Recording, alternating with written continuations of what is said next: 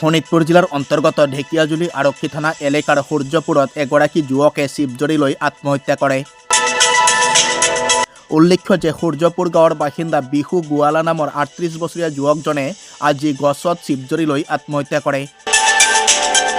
যুৱকজনে কি কাৰণত আত্মহত্যাৰ দৰে চৰমপন্থা বাছি ল'লে এই কথা এতিয়াও পোহৰলৈ অহা নাই।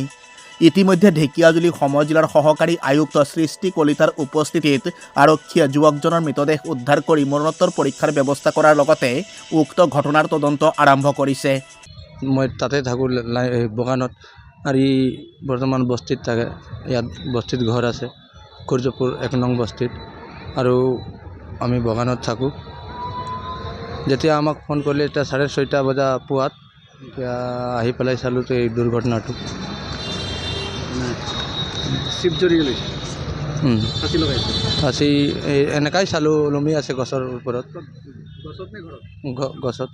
নিজৰ এৰিয়াতে নেকি? নহয়, নিজৰ এৰিয়াতে নহয়, এই বেলেগ ভাটাৰ ওচৰত। তেখেতৰ নাম কি আছিলে?